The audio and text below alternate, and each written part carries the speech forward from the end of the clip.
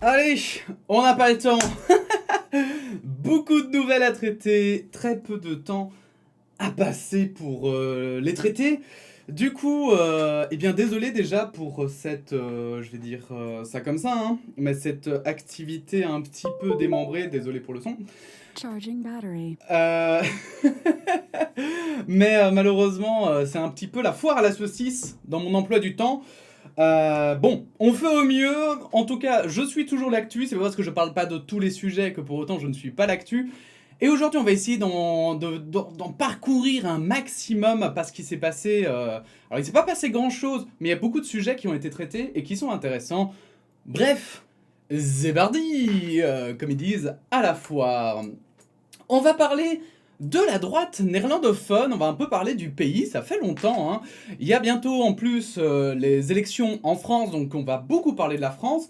Et finalement la Belgique va probablement passer, même en Belgique, hein, un peu sur le côté, la politique en tout cas en Belgique. Donc c'est pas plus mal finalement de faire des petits bilans, et aujourd'hui on a l'occasion avec un article de Dardar. Donc pour rappel, Dardar c'est... ils le résument ici eux-mêmes. C'est le meilleur de la presse flamande en français, hein, donc toute la presse qui est dans le nord du pays et qui parle du coup une autre langue est traduite. Ils prennent quelques articles et ils les traduisent eh bien, sur ce site, et c'est gratuit en plus, donc c'est génial, c'est une ASBL. Bref, ils font un espèce de bilan sur la NVA. Pour ceux qui ne connaissent pas la NVA, c'est un parti de droite néerlandophone, donc, comme on l'a dit, droite, voire droite conservatrice pour une partie, et qui est notamment pour l'indépendance de la Flandre, donc couper la Belgique en deux, avec deux pays bien distincts. Et comme vous pouvez le constater, ça fait 20 ans que ce parti existe sur les cendres d'un ancien parti. Ils avaient changé de nom, etc. à l'époque. Et maintenant, on fait un espèce de bilan. Est-ce que finalement, ils ont réussi ou pas à couper ce pays en deux, hein, parce que c'est leur ultime but. 9000 membres de la NVA se sont rassemblés dans le parc d'attractions Plopsaland à La Panne ce dimanche. Alors ça me fait beaucoup rire parce que donc il y a eu des grands meetings de début d'année des partis politiques, et eux l'ont fait dans un parc d'attractions, et je trouve ça assez marrant. En soi, pourquoi pas, hein, je veux dire pourquoi pas, mais disons qu'en plus là, c'est la droite, et la droite, on a souvent une image un peu rigide. Donc c'est un peu marrant de savoir qu'ils l'ont fait dans un parc d'attractions. Bref, c'était juste une parenthèse.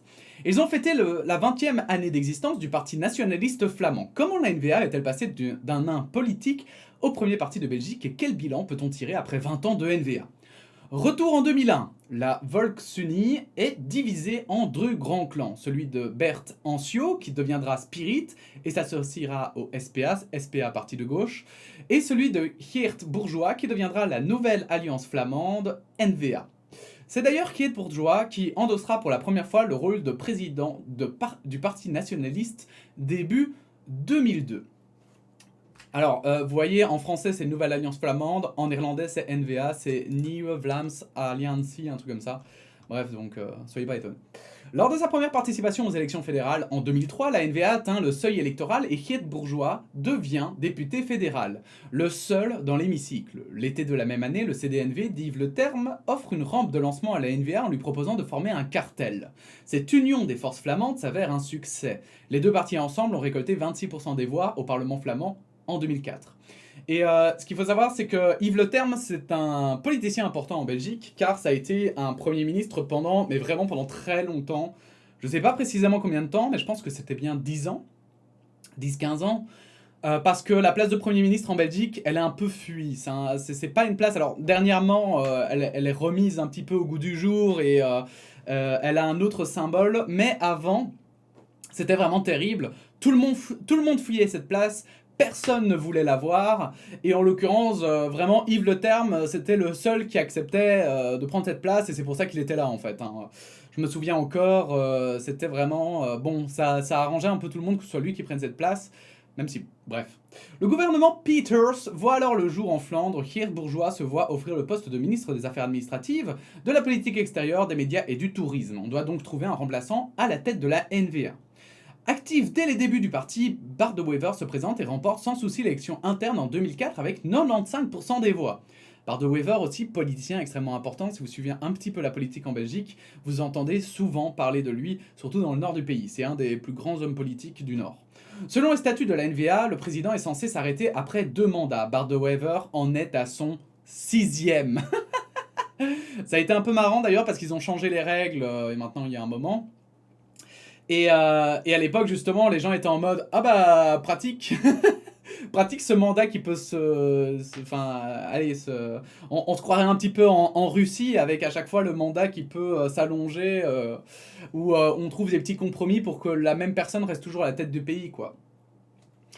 Alors il faut aussi savoir que là donc on parle bien jusqu'à présent on a parlé surtout de la Flandre et donc du gouvernement flamand parce qu'en Belgique il y a un gouvernement flamand, un gouvernement bruxellois, un gouvernement wallon et le gouvernement belge qui est lui un gouvernement fédéral mais donc qui n'a rien à voir avec ces 3 gouvernements et tu peux je crois que tu peux siéger dans un gouvernement flamand et être député dans l'hémicycle national fédéral, quoi.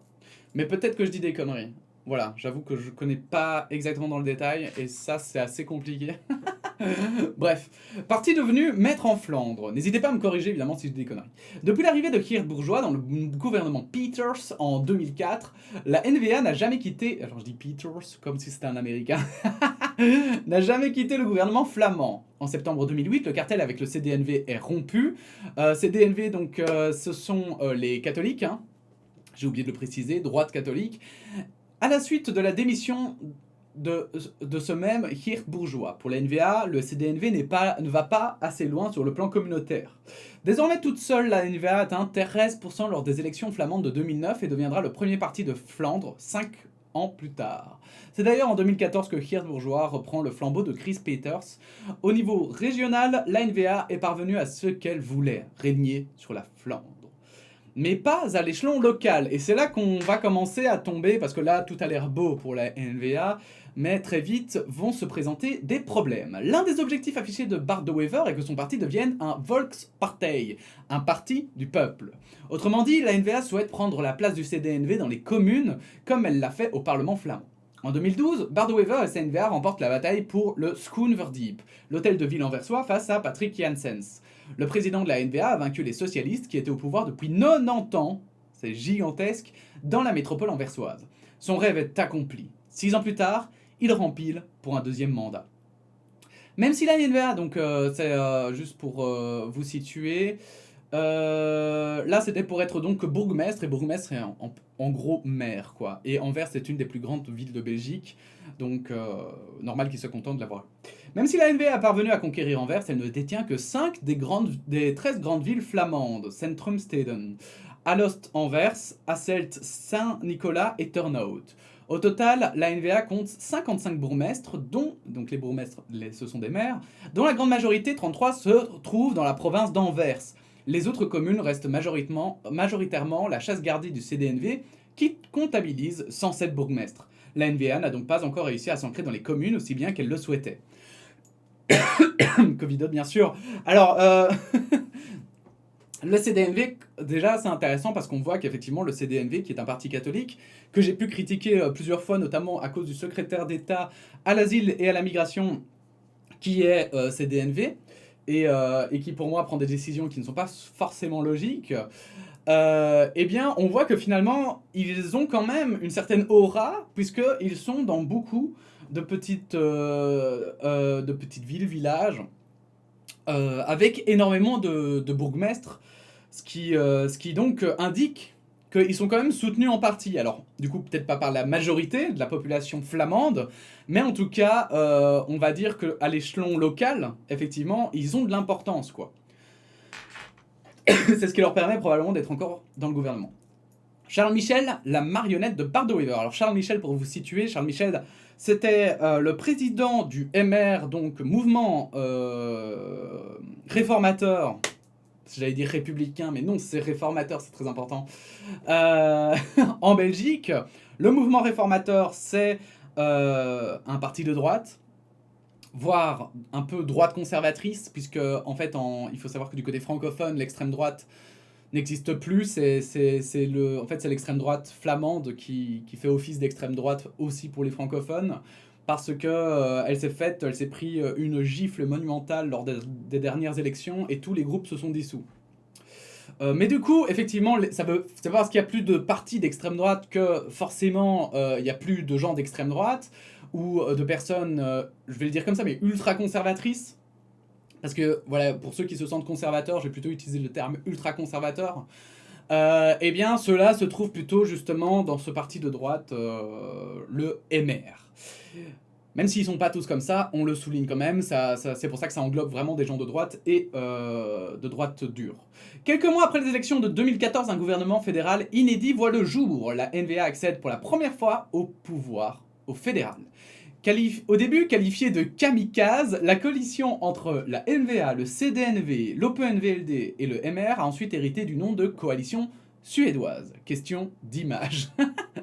Donc, je rappelle encore une fois, c'est la mode en Belgique, c'est comme ça, c'est une tradition. À chaque fois qu'un gouvernement se forme, eh bien, on lui donne un nom.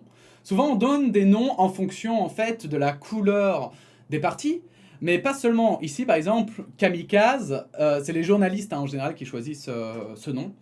Eh bien, c'est parce que c'est un gouvernement totalement à droite qui, du coup, elle faisait totalement obstruction finalement à la gauche, que ce soit flamande et francophone. Mais la gauche flamande est anecdotique par rapport à la gauche francophone qui a une vraie force. Et du coup, c'était vachement casse-gueule, parce que notamment la NVA et le MR, ils sont tous les deux à droite, mais la NVA est nationaliste et pas le MR, puisque le MR étant francophone, ils sont plutôt pour l'unité du pays. L'OpenVLD, pareil, ils sont pas vraiment nationalistes, ils sont plutôt aussi pour une Belgique unie, mais c'est pas vraiment... voilà, disons que eux, ils s'en foutent un peu, quoi. Tant que ça marche, c'est bon, mais ils sont pas non plus... ils vont pas suivre la NVA si elle dit on coupe le pays et qu'il n'y a pas besoin, vous voyez. Le CDNV, eux, je sais pas trop quelle est leur position par rapport au nationalisme, mais aussi ils sont une droite beaucoup plus dure, comme on peut le constater ces dernières années. Bref, c'était vraiment casse-gueule parce que ce sont des partis qui n'ont pas forcément les mêmes valeurs et les mêmes idées. Mais soit, ils ont réussi à s'assembler, ils ont quand même un point commun qui est qu'ils sont tous de droite, donc a priori, ça pouvait rouler. La NVA hérite de postes régaliens. Jan van Overvelde est aux finances, Jan Jambon à l'intérieur, Jan Jambon j'en ai souvent parlé, Steven van de Putte la défense et Theo Franken l'asile et la migration. Theo Franken aussi, j'en ai souvent parlé. Ils devront notamment faire face à la crise migratoire de 2015 et aux attentats de Bruxelles. Les partis du gouvernement Michel étaient tous de centre droit, scénario idéal pour mener à bien des réformes socio-économiques. Alors voilà, c'est là où on voit que effectivement, c'est pas parce que... D'ailleurs, moi j'essaye de définir un maximum en fait le spectre politique, mais vous voyez que ça peut encore être discuté, puisqu'ici l'auteur de l'article estime que tous ces partis sont de centre droit, alors que personnellement, je trouve que c'est un peu malhonnête de dire ça, parce qu'ils ont vraiment pas tous les mêmes idées, pas les mêmes programmes, et s'ils étaient tous de centre droit, ça voudrait dire aussi pour moi le centre droit, je vais le dire comme ça, par exemple pour moi un parti de centre droit en Belgique, c'est plutôt Défi. Eh bien, c'est un parti qui est capable de faire des concessions, on va dire, de gauche, et que, disons que plutôt, voilà, ils ont des tendances, vous voyez. Donc, globalement, ils vont, comment dire, par exemple, Défi, ils sont pour un libéralisme, mais pas pour un libéralisme total et qui est totalement libre de mouvement, etc. S'il faut prendre des mesures de gauche ou sociales, ils n'hésitent pas à mettre les mains, on va dire, dans la pâte. Alors que la NVA, par exemple, je suis désolé, mais ils sont à fond à droite, quoi. C'est les mecs, allez, c'est bon, les entreprises, elles font ce qu'elles veulent, on va d'ailleurs les aider, etc. On va donner des subsides à foison pour qu'ils puissent après venir dans notre pays, etc. Bref, mais n'oublions pas que voilà, il y a des différences d'idées et que d'ailleurs, moi quand je vous présente les partis, c'est aussi soumis à ma vision de la politique en Belgique et que c'est une vision qui est la mienne et qui n'est pas forcément partagée par tous. Donc, toujours à prendre avec des pincettes ce qu'on vous dit, mais ça, je le dis déjà 1000 fois, vous devriez le savoir avec le temps. Sur papier en tout cas. Ah voilà, merci. Même s'ils obtiennent un accord sur le tax shift et l'allongement de la pension, les trois partis flamands de la coalition fédérale n'arrêtent pas de se chamailler et d'autres réformes socio-économiques se font attendre. Dans les médias, Charles Michel est qualifié de marionnette de Bart de Wever. Le président joue sur cette image qu'il dirige le 16 rue de la Loi depuis Anvers, mais le pacte de Marrakech montrera que la NVA ne veut pas tout se permettre. Alors pourquoi est-ce que Charles Michel? Parce que je ne sais pas s'ils vont vraiment aller dans les détails. En Belgique, c'est connu en fait, hein, surtout du côté francophone. En fait, Charles Michel, c'est marrant parce qu'à chaque fois, la NVA prenait des décisions. Mais t'avais l'impression que c'était des décisions unilatérales comme ça, qui ne voyaient pas forcément avec leurs partenaires. Et Charles Michel faisait... Ouais, je les ai recadrés. Je ne sais pas combien de fois il a dit qu'il avait recadré quelqu'un, mais ça en devenait vraiment absurde. Donc en fait, il était Premier ministre, mais honnêtement, et je pense que c'est la réalité vue maintenant aussi, maintenant il est président d'ailleurs de la Commission européenne, et vu à quel point ce mec a l'air, et là je vais vraiment pas prendre de pincettes, moi je ne respecte pas cette personne, en tout cas au niveau politique, hein. Pas en tant que personne, hein, au niveau politique, je le connais pas personnellement, mais je ne le respecte pas forcément au niveau politique parce que j'ai l'impression que c'est une personne qui va s'écraser tant qu'il a un avantage derrière. C'est-à-dire que voilà, là il était Premier ministre, c'était son rêve, bah voilà, ok, qu'importe les conditions, il aurait accepté en fait, à partir du moment où il pouvait en tirer son épingle du jeu, quoi. Et le truc, c'est que vraiment, là, la NVA a littéralement fait ce qu'elle voulait. Notamment le CDNV et l'OpenVLD d'ailleurs s'en plaignaient aussi, mais le MR soutenait à 100% son président de parti, et je pense aussi que le MR va avoir un sacré retour de bâton aux prochaines élections, parce que maintenant on voit notamment Georges-Louis Boucher, hein, qui est devenu le président du MR à la place de Charles Michel, et je pense que si Georges-Louis Boucher a été élu en fait président du MR, c'est totalement à cause de Charles Michel. Et en fait, je pense qu'ils vont s'en mordre les doigts parce que bah, c'est pas. Enfin, pour moi, c'est pas. Je pense qu'ils donnent une mauvaise image de la droite. Ils donnent une image de la droite un peu opportuniste, je vais le dire comme ça, qui ne pense qu'à être élu chaque année, quoi. Et en plus, justement, du coup, comme elle est opportuniste, elle n'est pas forcément logique dans ses décisions. Elle se dit par exemple, voilà. Elle se dit protectrice des indépendants, mais va dire qu'en même temps, il faut aussi défendre les grosses entreprises qui, par exemple, ont triché. Je veux dire, dans le sens où on se plaint qu'une entreprise a fait de la fraude fiscale, par exemple, hein, eh bien, eux vont aussi défendre cette grosse entreprise, alors qu'à côté, justement, les indépendants, c'est eux qui payent les taxes à la place de ces grosses entreprises. Enfin bon, bref. Je sais pas si vous voyez trop ce que je veux dire, mais voilà, ils ont un positionnement extrêmement flou, et ça donne c'est vraiment cette vision qu'ils sont opportunistes, et surtout Georges-Louis Boucher qui vraiment passe sa vie sur Twitter, un peu comme Donald Trump avait pu le faire en son temps, hein. Eh bien ça donne vraiment cette image qu'il faut avant tout plaire et puis ensuite agir, et je pense que ça va leur revenir dans la tronche. Bref, le pacte de Marrakech, un mauvais choix. Si vous avez une opinion différente, n'hésitez pas à le mettre en commentaire. Sentant le souffle menaçant du Vlaams Belang, donc extrême droite, dans le coup, après les élections communales de 2018, la NVA adopte un discours plus musclé sur la migration. Alors qu'ils sont encore dans le gouvernement, les ministres NVA s'opposent soudainement au pacte de l'ONU sur l'immigration fin novembre 2018. Ce pacte de Marrakech, comme le rebaptise d'ailleurs Bart de Wever et ses membres, est devenu un symbole de principe pour le parti nationaliste flamand. La NVA lance même une campagne très dure sur les réseaux sociaux contre ce pacte. Et en fait, pour ceux qui... voilà, si vous êtes français, le pacte de Marrakech, qui a été appelé comme ça en Belgique, est le pacte, en fait, il me semble, hein, qui disait... C'était ça qui était absurde, en fait, c'est que c'était un espèce de pacte dans lequel les États, et ça a été beaucoup utilisé par l'extrême droite, donc faut quand même faire gaffe, parce qu'à l'époque, justement, c'était un pacte qui disait juste... Enfin, c'était un peu une sorte de promesse que tous les pays allaient faire un effort pour accepter des réfugiés. Mais c'est pour ça que ce pacte était ultra critiqué, parce que, en fait, autant par la gauche que par la droite, c'est que à gauche, on estimait que ça servait à rien. Enfin, c'est comme si je vous dis, moi je vous promets que je vais... promis juré, je vais faire le bien. Ok, merci, mais ça ne t'engage à rien. Il n'y a pas de... voilà, tu dis pas par exemple, j'ai accepté tel nombre, je vais. Non, donc voilà, c'était juste une promesse comme ça pour donner bonne conscience, et puis après on passe à autre chose. Et pour la droite, c'était d'ailleurs. Ben, il le soulignait aussi d'ailleurs, hein, que ça n'avait aucun sens de signer un pacte en fait, juste où tu disais je promets, alors qu'en plus justement il y avait des dissensions et des désaccords, et que c'était la droite, c'était ça son argument, c'est que c'était pas si simple que ça, et que bah, c'était absurde de juste signer pour une promesse en plus. Voilà, il disait bon, à quoi ça sert? Et en fait, en Belgique, il y a eu une énorme montée de l'extrême droite, donc les partis de droite ont commencé à avoir peur. Ils se sont dit putain, il faut qu'on s'empare de cette question de l'immigration, parce que l'extrême droite a beaucoup joué dessus.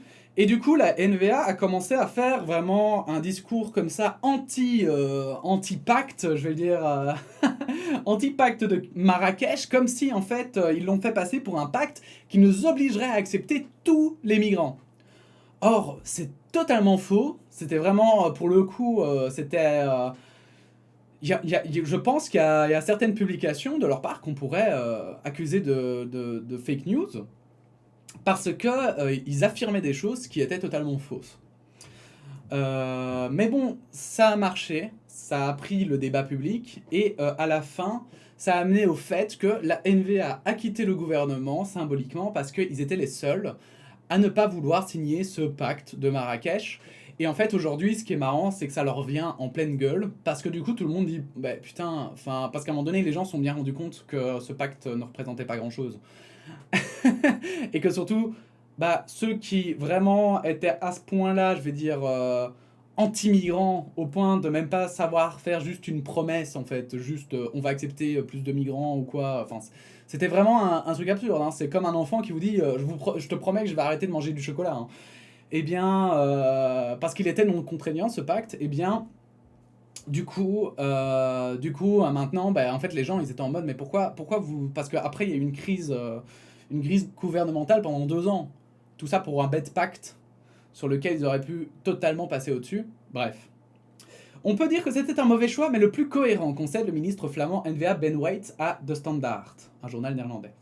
En quittant le gouvernement fédéral, le parti nationaliste n'a pas pu boucler tous les dossiers qu'il voulait, comme activer la révision de certains paragraphes de la Constitution afin de préparer une réforme de l'État lors de la législation suivante. Changement de cap. À la suite des dernières élections fédérales, la NVA était à 2 doigts de conclure un accord pour former un gouvernement fédéral avec le PS. Mais la Vivaldi a finalement vu le jour. La Vivaldi, c'est la coalition gouvernementale actuelle. La NVA se retrouve à nouveau sur le banc de l'opposition à côté du Vlaams Belang. Même si la NVA reste le premier parti, elle a perdu des plumes lors des élections de mai 2019. Elle est passée sous la barre des 25%. Elle se sent menacée par le Vlaams Belang qui obtient la 2e place et 18% des voix en Flandre, ce qui est énorme. Après avoir trébuché sur le pacte de Marrakech, la NVA a changé de cap. Elle souhaite davantage se profiler comme un parti de centre conservateur, un peu sur le modèle de la CSU en Allemagne, parti bavarois allié à la CDU d'Angela Merkel. Alors pour moi, centre conservateur, ça n'a aucun sens, mais vraiment quoi. Parce que, conservateur pour moi, je vais le dire comme ça, hein, c'est une idée un peu extrême. Alors pas dans le sens extrême droite ou extrême gauche, mais dans le sens où en fait tu prends parti. Tu es soit à droite, soit à gauche en fait. Soit tu es conservateur, soit tu es pas conservateur. Enfin, vous voyez ce que je veux dire. Mais tu peux pas être conservateur et de centre. Ça n'a aucun sens pour moi. Voilà, si vous n'êtes pas d'accord, n'hésitez pas à le dire. Mais du coup, pour moi, c'est un peu hypocrite de dire centre conservateur parce que c'est un peu jouer avec les mots, quoi.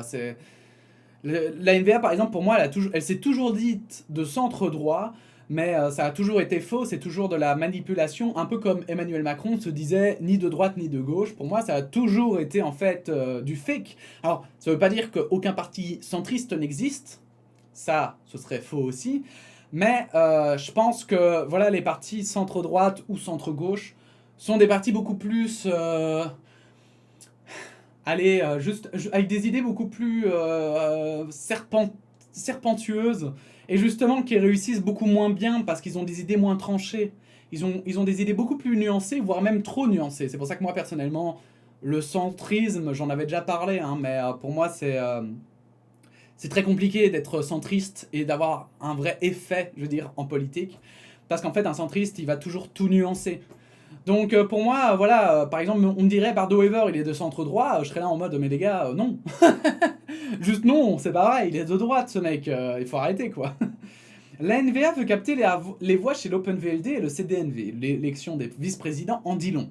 Theo Franken n'a pas réussi à se faire élire vice-président de la NVA. Ce sont Valérie Van Peel et Laurine Paris qui l'ont emporté, deux profils qui incarnent la ligne sociale du parti. Et ça c'est intéressant parce qu'elles, apparemment, elles sont plus proches du centre-droit que vraiment de la... Enfin voilà, ils sont plus proches du centre-droit que la droite ultra-conservatrice ou conservatrice même tout court. Donc là, par contre, on pourrait éventuellement parler de centre-droit. Mais encore une fois, c'est pas parce que tu as des personnes qui sont de centre-droit dans un parti que forcément ça fait que le parti est de centre-droit. Pour moi, il faut voir tous les profils et faire une espèce de moyenne. Et dans la moyenne, pour moi, à la NVA, c'est plutôt de la droite que du centre-droit. Mais ce n'est pas pour autant que la NVA délaisse les électeurs qui varient entre le centre et l'extrême droite du spectre politique. Voyant le succès du Vlaams Belang sur les réseaux sociaux, la NVA investit à son tour en masse en publicité sur Facebook pour convaincre un maximum d'électeurs. Communautaire, nada. Une chose est sûre, c'est qu'en 20 ans, le premier paragraphe des statuts de la NVA n'a pas changé. Dans sa quête vers une meilleure gouvernance et de plus de démocratie, la nouvelle alliance flamande opte logiquement pour la République indépendante de Flandre, État membre d'une Union européenne démocratique. Dans le discours, la NVA ne plaide plus pour une indépendance pure et dure, mais pour un arrêt intermédiaire, le confédéralisme, plus facile à faire digérer aux éventuels partenaires. Dans les faits, la Volksuni n'a jamais atteint les scores électoraux de la NVA, mais elle a eu un impact sur les structures de l'État en co-signant le pacte d'Egmont en 1977. La Belgique passait alors d'un État unitaire à un État fédéral. Et c'est totalement différent, évidemment.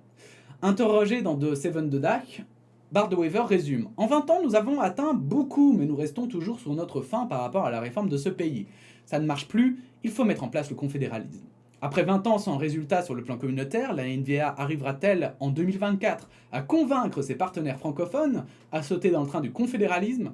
Bart Maddens, politologue à la KU Leuven, met en garde dans The Standard, si Bart de Wever va entrer dans l'histoire comme l'architecte de l'autonomie flamande, 2024 est sa dernière chance, si ça échoue, la date de péremption est en vue. Et en fait, je suis assez d'accord avec cet article.